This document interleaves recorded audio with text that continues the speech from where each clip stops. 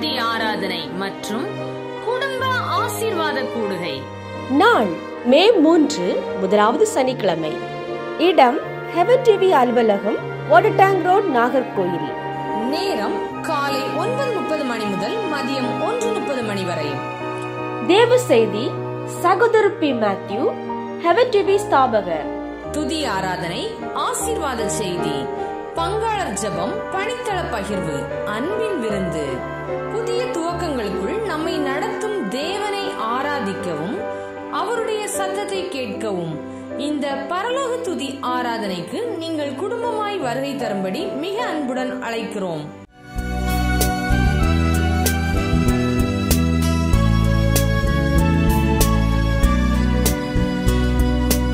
அங்கே தெரியும் வெளிச்சம், அது கலங்கரை தீபமோ? அங்கே தெரியும் வெளிச்சம், அது கலங்கரை தீபமோ? இயேசு ராஜனின் முகத்தின் வெளிச்சமே, இயேசு ராஜனின் முகத்தின் வெளிச்சமே, முகத்தின் வெளிச்சமே. என் இதயம் இயேசுவுக்கு தெரியும், என் வேதனை இயேசுவுக்கு புரியும்.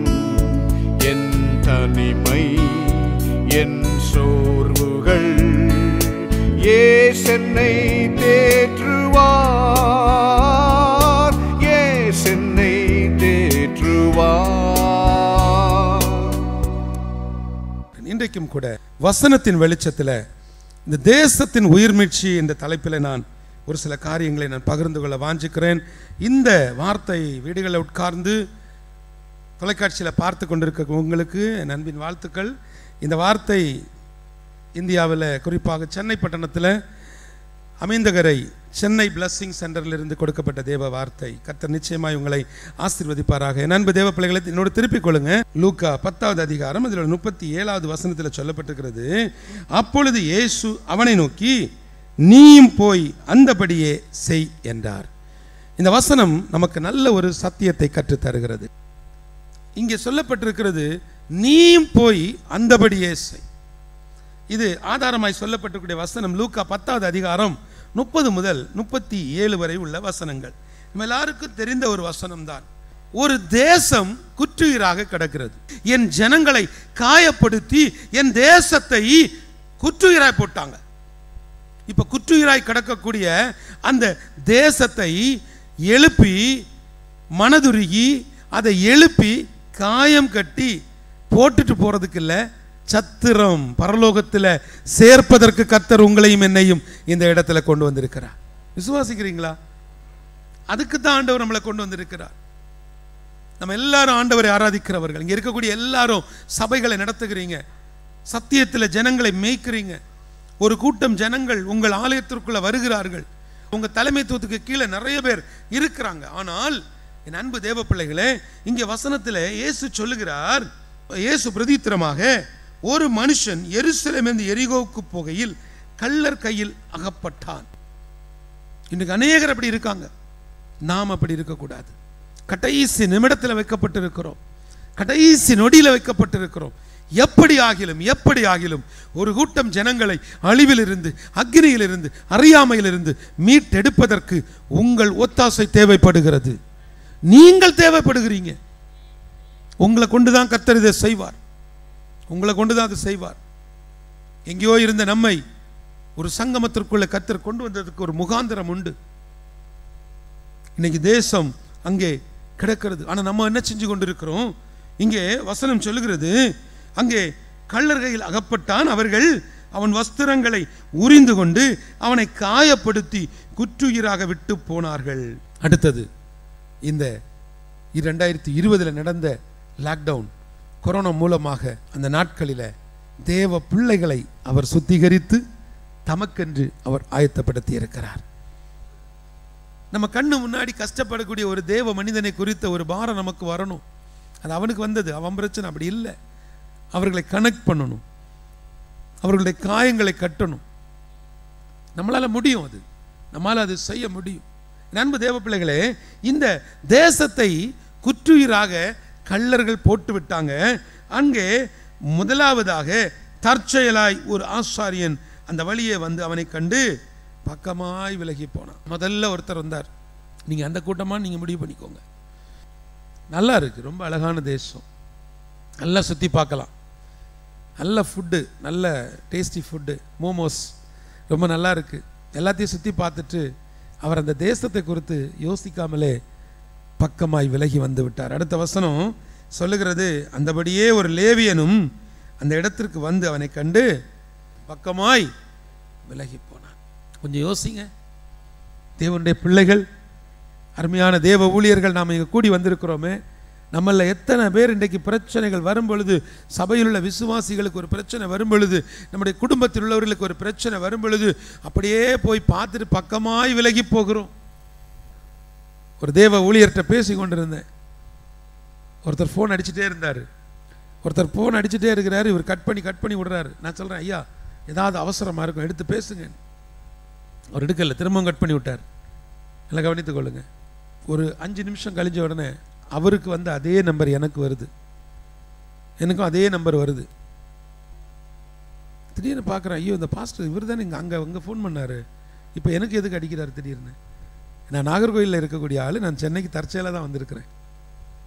எடுத்து என்னன்னு கேட்டாச்சுன்னா, ஐயா ஒரு சின்ன பிரச்சனை ஆயிடுச்சியா, நின்றுட்டு இருந்த ஒரு வண்டியில் தெரியாமல் தட்டிட்டேன், இங்கேருந்து எப்படி தப்பிக்கிறதுன்னு தெரில, மாட்டிட்டு முழிக்கிறேன், காரை விட்டு வெளியே இறங்க முடியாமல் உள்ள உட்காந்துருக்கிறார். வெளியே இறங்கினா அடி கன்ஃபார்ம். கொஞ்சம் கற்பனை பண்ணுங்க, இந்த மாதிரி அனுபவங்கள் நமக்கும் வரும். ஒரு அவசர நேரத்தில் ஒருத்தங்கள் கூப்பிடும் பொழுது நாட் ரீச்சபிள், அவர் தொடர்பு எல்லைக்கு வெளியில் இருக்கிறார் என்று நீங்கள் சொல்லும் பொழுது, சில நேரங்களில் என் ஆண்டவரும் தொடர்பு எல்லைக்கு வெளியில் இருப்பார். அவர் தொடர்பு எல்லைக்கு வெளியில் போனால் நம்முடைய நிலைமை என்ன ஆகும்? அவர் தொடர்பு எல்லைக்கு வெளியில் இருந்தால் அவர் கொஞ்சம் யோசிச்சு பாருங்களேன். நாம் அடிக்கடி அவரை விட்டு தொடர்பு எல்லைக்கு வெளியில் போயிடுறோம். தேட வேண்டிய நேரங்களில் தேடல, வாசிக்க வேண்டிய நேரங்களில் வாசிக்கல, சுய திட்டம் அழகாக போடுகிறோம், அழகாக பிளான் பண்ணுகிறோம். ஆனால் அந்த நேரம் உடனே அவருக்கு ஒரு ஆலோசனை கொடுத்து, இன்னவரை கூப்பிடுங்க, அவரை பண்ணுங்க, இவரை பேசுங்க, நீங்கள் நிற்கக்கூடிய இடம் இந்த ஏரியாவில் வருது, எல்லாம் பேசுகிறோம். உடனே அவர் கூட சேர்ந்து ஹெல்ப் பண்ணுறாரு. ஆனால் அவர் உடனே என்ன சொல்கிறாரு, இந்த ஆள் சும்மா ஃபோனை போட்டு காசை கேட்டுட்டு இருப்பார். நல்லா தெரிந்து கொள்ளுங்க, ஏதோ ஒரு முகாந்திரத்துக்கு தான் அந்த ஃபோன் உங்களுக்கு வரும். மிஞ்சி போனால் என்ன பண்ணுவாங்க, உங்ககிட்ட என்ன கேட்பாங்க? ஏதாவது ஒரு உதவி கேட்பாங்க. அந்த உதவி அவங்க கேட்கறது, கொடுக்கறது, கொடுக்காம இருக்கிறது உங்கள் பிரச்சனை. ஆனால் அவர்களை அவாய்ட் பண்ணாமல் நம்ம இருக்கணும். இந்த பக்கமாய் விலகி போகக்கூடிய அனுபவம் இன்று தேவ பிள்ளைகளுக்குள்ள பெருகி கொண்டிருக்கிறது. அப்படியே எஸ்கேப் ஆகிடுவாங்க, அந்த பிரச்சனையிலேருந்து எஸ்கேப் ஆகிடணும். அப்போ இவங்க எல்லாம் இப்படி போகும் பொழுது 33வது வசனத்தில், சமாரியன் ஒருவன் பிரயாணமாய் வருகையில் அவனை கண்டு மனதுருகி கிட்ட வந்து அவனுடைய காயங்களில் எண்ணெயும் திராட்சை ரசமும் வார்த்து காயங்களை கட்டி. நல்ல கவனிங்களேன், யோசிச்சு பாருங்களேன். அருமையான தேவ ஊழியர்கள், எங்க தேசத்துக்காக நீங்க மனதுருகணும். ஒரு தேசத்தை உயிர் மீட்சிக்கு நேரம் நடத்த நம்மளால முடியும். நான் அடிக்கடி சொல்றேன், தமிழ்நாட்டில் உள்ள தேவ மனிதர்களை இதே இந்திய தேசத்தில் கூப்பிட்டு ஒரு காலம் வரும், நம்முடைய இந்திய தேசத்தில் தேவ மனிதர்களை, தேவ பிள்ளைகளை, தீர்க்கதரிசிகளை, கர்த்தருடைய ஊழியர்களை அழைத்து எங்களுக்காக ஜெபிங்க, இந்த தேசத்துக்காக திறப்பில் நில்லுங்கன்னு சொல்லக்கூடிய காலம் வரும். அதுக்கு முன்னாடி நீங்களே ஒருத்தர் காலையா போய் உழாதீங்க, நீங்களா போய் உழாதீங்க. ஆண்டவர் உங்களுக்கு ஒரு காலத்தை வைப்பார், அழைப்பாங்க. ஏன்னா அவர்களுடைய ஆட்சி அமைப்பதற்கு மட்டுமல்ல, அவர்களுக்கு நல்ல ஆலோசனைகளை கொடுப்பதற்கு நீங்க தேவை. ஏன்னா உங்களிடத்துல படிப்பு இல்லை, உங்களிடத்துல பின்னணி இல்லை, சத்தியம் இருக்குது, நல்ல வார்த்தைகள் இருக்குது. இந்த பலிபீடத்தில் நின்று சொல்றேன், தமிழ்நாட்டில் இல்லை, எந்த மாநிலத்தில், எந்த தேசத்தில் ஒருத்தர் ஆட்சியில் வந்தாலும் அவருக்கு இருக்கக்கூடிய ஆலோசனை குழுவில் பரிசுத்த வேதத்தை பின்பற்றக்கூடியவர்களை வச்சிருப்பாங்க. மாற்று கருத்தே கிடையாது. ஏன்னா இதுக்குள்ள இருந்து தான் என்ன செய்ய முடியும்? ஐடியா பேங்க் இதுக்குள்ள இருந்து தான் திட்டங்களை எடுக்க முடியும். இதுக்குள்ள இருந்து தான் திட்டங்களை எடுத்து போட முடியும். பார்க்கிறவர்களை, காயப்பட்டு கிடக்கிறவர்களுக்கு காயம் கட்டுங்க. குற்றுயிராய் கிடக்கிறவங்களை தூக்கி விடுங்க. அந்த தேசத்துக்கு நீங்க வடிக்கிற ஒரு சொட்டு கண்ணீர் போதும், அந்த தேசத்தை என் ஆண்டவர் எடுத்து பயன்படுத்துவார். அந்த தேசத்தை மறுபடியும் கட்டி எழுப்புவார். கர்த்தர் கட்டாம இங்க ஒன்றும் கட்ட முடியாது. அவர் மட்டும்தான் கட்ட முடியும். அந்த தேசத்தை நல்லொழுக்கத்தில், நல்ல கலாச்சாரத்தில் அந்த தேசத்தை கர்த்தர் மாற்றுவார். விதைக்கப்பட்ட சுவிசேஷத்தையும் அறிவிக்கப்பட்ட இயேசுவையும் யாரால மறக்க முடியும்? யாரால தடுக்க முடியும்? இங்க இருக்கக்கூடிய நிறைய பேர் பாஸ்டரா இருக்கிறீங்க, மனசார சொல்றேன், சர்ச்சுக்குள்ள நிறைய பேரை சேர்க்கணும்னு ஓடாதீங்க. இருக்கிறவர்கள் பரலோகத்துக்கு பங்காளிகள். இங்க கண்ணை மூடினா அங்க கண்ணை திறக்கணும். அதான் உயிர் மீட்சி. கர்த்தர் உங்களை எதுக்கு இந்த சென்னை பட்டணத்தில், அல்ல சொன்ன செங்கல்பட்டில், காஞ்சிபுரத்தில், திருவள்ளூரில் ஒரு இடத்துல கொண்டு வச்சிருக்கிறார். சில இடங்களுக்கு நான் போனேன், ரொம்ப கிராமமாக இருக்கு. அவ்வளோ கஷ்டத்தின் மத்தியில் நீங்கள் ஊழியம் செய்கிறீங்க. ஒரு முகாந்தரம் இருக்கிறது. உங்களை கொண்டு அந்த ஜனங்களை சந்திப்பது தேவனுடைய திட்டமாக இருக்கிறது. அதை நீங்கள் செய்து முடியுங்க. அருமையான தேவ ஜனமே, 35வது வசனத்தில் சொல்லப்பட்டிருக்கிறது. அவன் சொல்லுகிறான் பாருங்க, கிட்ட வந்து அவனுடைய காயங்கள் எண்ணெயும் திராட்சரசம் வார்த்து காயங்களை கட்டி அவனை தன் சுய வாகனத்தின் மேலேற்றி. சுய வாகனம், தன்னுடைய குடும்பம், தனக்க உங்களுடைய விசுவாசிகளை குடும்பமாக பாருங்க, உங்களுடைய ரத்தமாக பாருங்க, உங்களுடைய சரீரமாக பாருங்க. அவங்க ஏதோ ஞாயிற்றுக்கிழமை வந்தாங்க, காணிக்க போட்டாங்க, தசம பாகத்தை கொடுத்தாங்க, அவங்களுக்கு நமக்கு எந்த சம்மந்தம் எல்லாம் இருக்கக்கூடாது. அவங்களுக்கு அடிபட்டு அவங்களுக்கு வலிக்கணும், உங்களுக்கு ஒரு கஷ்டம்னு அவங்களுக்கு வலிக்கணும். அந்த அளவுக்கு உங்களுக்குள்ள ஒரு பாண்டேஜ் கிரியேட். அதான் சொல்ல வசனத்தில் அழகாக சொல்லப்பட்டிருக்கிறது. அவன் தன்னுடைய சொந்த வாகனத்தில் என்ன செய்யிட்டான்? ஏற்றிட்டான். புரிஞ்சா அவங்களுக்கு? ஆமாம், அவருடைய சுய வாகனத்தில் அவன் ஏற்றினது மாத்திரமல்ல, சத்திரத்துக்கு கொண்டு போய் அவனை பராமரித்தான். உங்களை பராமரிப்பது ஒரு பெரிய ஆசீர்வாதம். அடுத்த வசனம் சொல்லுகிறது, 35வது வசனம், மறுநாளிலே தான் புறப்படும் பொழுது 2 பணத்தை எடுத்து சத்திரத்தான் கையில கொடுத்து, நீ இவனை விசாரித்துக்கொள் அதிகமாய். பாருங்க, அதாவது சில நேரங்களில் சிலருக்கு சில சத்தியங்கள் கொஞ்சம் சொன்னா புரியாது. திரும்ப திரும்ப அவங்களுக்கு சொல்லணும், திரும்ப திரும்ப நீங்க அவங்களை நேசிக்கணும், திரும்ப திரும்ப நீங்க அவங்களை விசாரிக்கணும், திரும்ப திரும்ப நீங்கள் அவர்களோடு ஐக்கியப்படணும். உங்களை காயம் கட்டி நடு ரோட்டில் விடுவதற்கு அல்ல, உங்க காயத்தை கட்டுவது மாத்திரமல்ல, உங்களை சத்திரத்தில் சேர்ப்பது மாத்திரமல்ல, இன்னும் ஏதாகிலும் தேவைன்னா, இன்னும் ஏதாகிலும் ஆலோசனைகள் வேணும்னா, இன்னும் ஏதாகிலும் அறிவுகள் தேவைப்பட்டால் இந்த தேவ ஊழியர்கள் சங்கமத்தின் மூலமாக உங்களை கட்டி எழுப்பணும். ஏன்னா நீங்க கட்டி எழுப்பப்பட்டா எங்கள் தேசத்தினுடைய உயிர்மீட்சி இன்னும் வேகமாய் பற்றி பிடிக்கும். விசுவாசிக்கிறீங்களா? கடைசியாக அன்பு தேவ பிள்ளைகளே, ஆண்டவர் என்ன எதிர்பார்க்கிறார்னா, எரேமியா, திருப்பிக் கொள்ளுங்க என்னோட, எரேமியா 18வது அதிகாரத்தில் உள்ள 2 வசனம் 10, 11 இங்கே சொல்லப்பட்டிருக்கிறது. அவர்கள் என் சத்தத்தை கேளாமல் என் பார்வைக்கு பொல்லாப்பானதை செய்வார்களானால் நானும் அவர்களுக்கு அருள் செய்வேன் என்று சொன்ன நன்மையை செய்யாதபடிக்கு மனம் மாறுவேன். இப்பொழுதும் நீ யூதாவின் மனுஷரையும் எருசலேமின் குடிகளையும் நோக்கி, இதோ நான் உங்களுக்கு விரோதமாய் ஒரு தீங்கை உருப்படுத்தி உங்களுக்கு விரோதமாக ஒரு காரியத்தை யோசிக்கிறேன். அந்த அடுத்த 3 வார்த்தை சரியான ஒரு சத்தியத்தை கர்த்தர் இன்றைக்கு உங்க இருதயத்துக்குள்ள பதிக்கிறார். ஆகையால் உங்களில் ஒவ்வொருவரும் தன் தன் பொல்லாத வழியை விட்டு திரும்பி, ஒவ்வொருவரும் தன் தன் பொல்லாத வழியை விட்டு திரும்பி உங்கள் வழிகளையும் உங்கள் கிரியைகளையும் சீர்படுத்துங்கள் என்று கர்த்தர் உரைக்கிறார் என்று சொல். அல்லேலூயா, அல்லேலூயா. தேசத்தை என் ஆண்டவர் ஒரு பெரிய ஒரு நன்மைக்கு நேராக அவர் திருப்பணம் நினைக்கிறாரு. ஆனால் ஜனங்கள் இருமாப்பா இருக்கிறாங்க. பாருங்க, இந்த அழகான இந்த ஒரு வார்த்தைக்குள்ள ஒரு பெரிய காரியம் இருக்குது. பாருங்க, இங்க பாருங்களேன், அதுல சொல்லப்பட்டிருக்கிறது, ஒவ்வொருவரும் தன் தன் பொல்லாத வழியை விட்டு திரும்பி. தேவ பிள்ளைகளே, நீங்க என்ன பண்ணணுமா? நம்மகிட்ட இருக்கக்கூடிய பொல்லாத வழிகளை விட்டு திரும்பணும். நம்ம எல்லார்கிட்டையும் சில பொல்லாத வழிகள் இருக்கிறது. நம்ம எல்லார்கிட்டையும் அந்த வழிகள் இருக்குது. அந்த பொல்லாத வழிகளை நம்ம தான் என்ன செய்யணும்? விட்டு திரும்பணும். நம்ம தான் திரும்பணும்.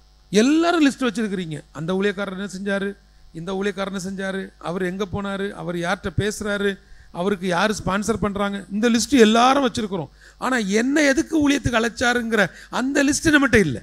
இன்றைக்கு நீங்கள் முடிவு எடுத்துக்கொள்ளுங்க. ஆண்டவரே, எனக்கு கொடுத்த அழைப்பு, எனக்கு கொடுத்த பாரம், எனக்கு கொடுத்த தரிசனம், அந்த தரிசனம் உயிர்மீட்சி பெறுவதற்காக நான் ஓடுவேன். கர்த்தர் உங்களுடைய பண்டக சாலைகளை நிரப்புவார். உங்கள் பண்டக சாலைகளை கர்த்தர் நிரப்புறாரு. திரும்ப என்ன ஆயிடுது, அந்த பண்டக சாலை பிளாக் ஆயிடுது. அந்த பண்டக சாலை பிளாக் ஆயிடுது. ஏன்? அங்கே தசம பாகத்தை தந்து அதை நிரப்புனா அதை எடுத்து என்ன செய்யணுமா, விநியோகம் பண்ணணுமா. ஒரு அல்லேலூயா சொல்லுங்களேன். நம்ம விநியோகம் பண்ணுவதற்கு யோசிப்பதனால அது பிளாக் ஆகி இருக்குது, ஜாம் ஆகி இருக்குது. அதனால தான் இன்றைக்கி நம்முடைய சபைகளில் அநேக விசுவாசிகள் உங்களுடைய தசம பாகங்களை கொண்டு வேறு சபைகளுக்கு, வேறு ஊழியர்களுக்கு, இன்னும் சில விசுவாசிகள் என்ன செய்கிறாங்க, தைரியமாக அதை என்ன செய்கிறாங்க, 10 துண்டாக பிரிச்சிடுறாங்க. அவங்களுக்கு கர்த்தர் கொடுத்ததில் 10ல் 1 சபைக்கு. ஆனால் இவங்க என்ன செய்கிறாங்க, அந்த 10ல் 1 எடுத்து 10ஆக பிரிச்சிடுறாங்க. அவங்க பிரிக்காமல் இருக்கணும்னா நாம் மனம் திரும்பணும். நம்ம சபைகளிலிருந்து, ஏன் பண்டக சாலையிலிருந்து கர்த்தர் என்ன தந்தாலும் அதை எடுத்து என்ன செய்யணும், விநியோகம் பண்ண வேண்டும். உயிர்மீட்சி உங்கள் சபைக்குள்ள உண்டாகும். உயிர்மீட்சி சபைக்குள்ள உண்டாகும். அன்பு தேவ பிள்ளைகளை, உங்கள் பொல்லாத வழிகளை விட்டு நீங்கள் திரும்புவது மாத்திரமல்ல, ஆண்டவர் விரும்புகிற இன்னொரு காரியம் என்ன தெரியுமா, உங்கள் வழிகளையும் உங்கள் கிரியைகளையும் சீர்படுத்துங்கள் என்று கர்த்தர் உரைக்கிறார். நீங்கள் தான் என்ன செய்யணும், உங்களுடைய வழிகள், உங்களுடைய கிரியைகளை சீர்படுத்த வேண்டும். உங்களை வேற யாரும் என்ன செய்யக்கூடாது. இன்னொருத்தர் வந்து ஒரு தேவ மனிதனுக்கு ஆலோசனை சொல்லுவதற்கு, இன்னொரு மனிதன் உங்கள் வாழ்க்கையை குறித்து, உங்கள் தனிப்பட்ட காரியங்களை குறித்து, உங்கள் சபைகளை குறித்து, உங்கள் அசோசியை குறித்து, உங்கள் நிறுவனத்தை குறித்து யாரோ ஒருவன் அல்லனா யாரோ ஒரு மனுஷன் நம்மளை குறித்து கை நீட்டுவதற்கோ நிபச்சொல் பேசுவதற்கோ இடம் கொடுக்கவே கூடாது. கொடுத்த அழைப்பு, கொடுத்த தரிசனம், அதில் போய் பாருங்க. மனசார உங்களுக்கு சொல்கிறேன், ஊழியத்தில் சந்தோஷம் இருக்கும். பணித்தலங்களுக்கு வாங்க வாங்கன்னு உங்களை கூப்பிட்றது எதுக்கு தெரியுமா? ஒரு பாஸ்டர் கேட்டார், எல்லா கூட்டத்திலையும் வாங்க வாங்கன்னு கூப்பிட்றீங்களே, எல்லா கூட்டங்கள்லையும் இப்படி கூப்பிட்றீங்களே, வந்து நாங்கள் என்ன பண்ண போகிறோம் அப்படின்ட்டு. எந்த கிராமத்தில், எந்த ஊருக்குள்ளால மொபைல் ஃபோன் ஒர்க் ஆகாதோ அப்படிப்பட்ட ஒரு கிராமத்தில் உங்களை கொண்டு வந்து நான் வச்சுருப்பேன். ஒரு அல்லேலூயா சொல்லுங்க. நீங்கள் நினைத்தாலும் அது வேலை செய்யாது. நீங்கள் நினைச்சாலும் அந்த கிராமத்தில் அந்த மொபைல் என்ன செய்யாது, வேலை செய்யாது. ஒரு நாள் மொபைல் ஃபோன் இல்லாமல் உயிர் வாழ முடியலையே. பணித்தளத்துக்கு வாங்க, அதிக நேரம் நீங்கள் ஓய்வு எடுத்து நல்லா இருக்கும் பொழுது ஒரு கனெக்ஷன் கிடைக்கும். எல்லாம் கனெக்ட் கட் ஆகிடும், அங்கே கனெக்ட் ஆகிடும். அங்கே கனெக்ட் ஆனோடனே உங்களுக்கு ஒரு மன நிறைவு கிடைக்கும். மெசேஜ் எல்லாம் தானாக வரும், பாட்டு தானாக வரும், எல்லாம் அங்கே போனோன்னு அப்படி ஒரு பிரசனத்தை நீங்கள் உணர முடியும். அருமையான தேவ பிள்ளைகளே, தேவனுக்காக வந்திருக்கிறோம், கர்த்தருக்காக வந்திருக்கிறோம். உங்களை கொண்டு கர்த்தர் பெரிய காரியங்களை செய்வார். ஆண்டவர் உங்களை பயன்படுத்த விரும்புகிறார்.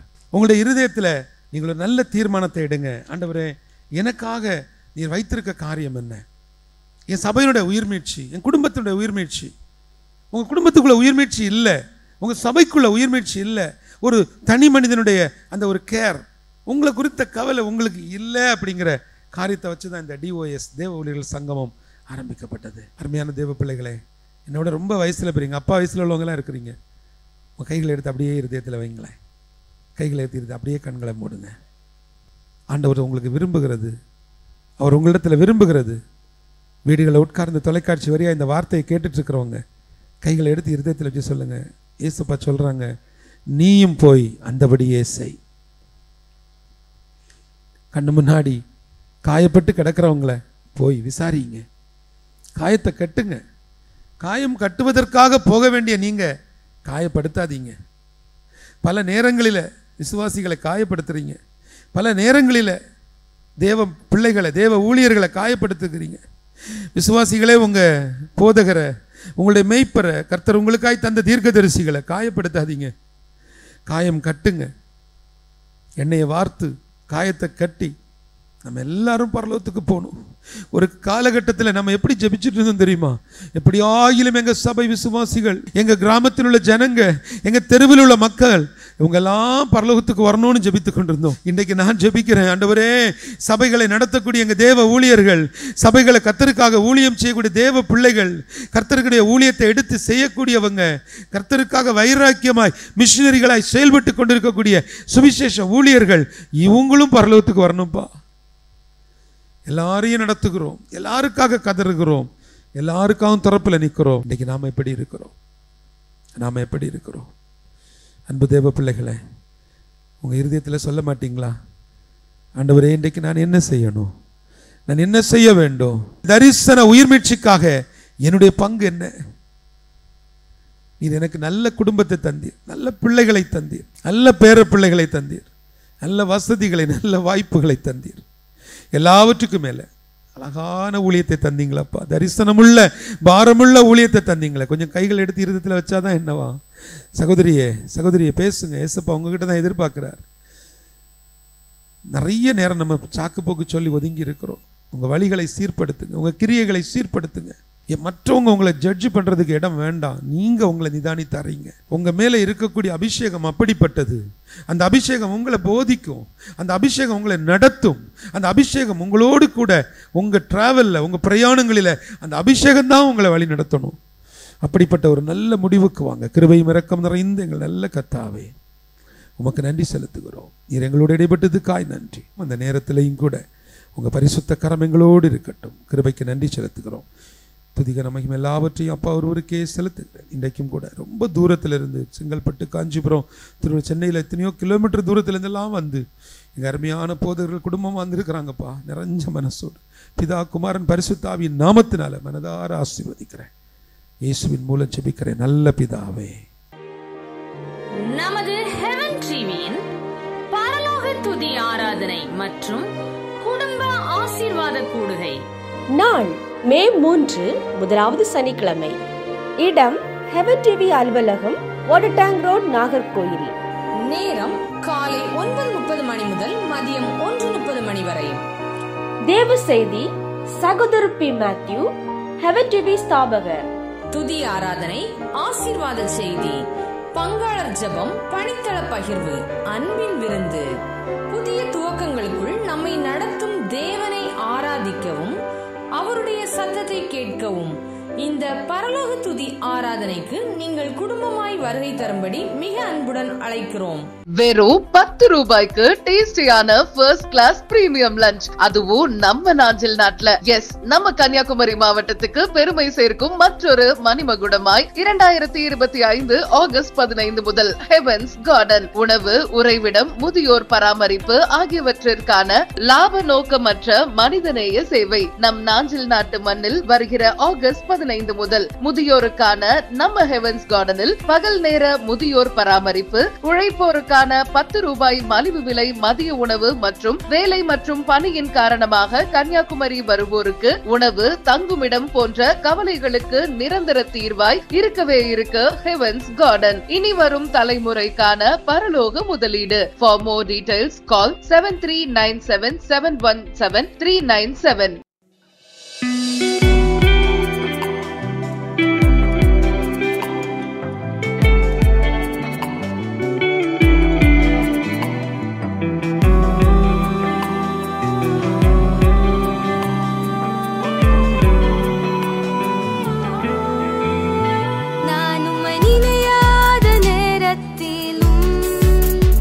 என்னை மறவாமல் காத்தவரே, நானும்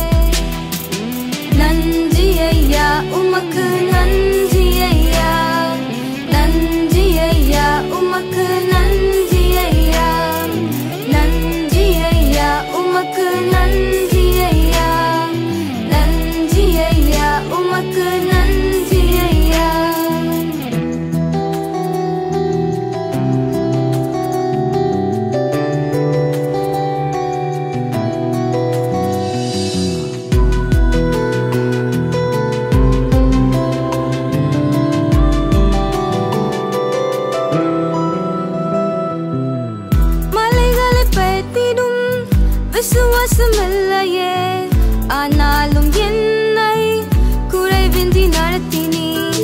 மலைகளை பெயர்த்திடும் விசுவாசம் இல்லையே, ஆனாலும் என்னை குறைவின்றி நடத்தினீர். நன்றி ஐயா உமக்கு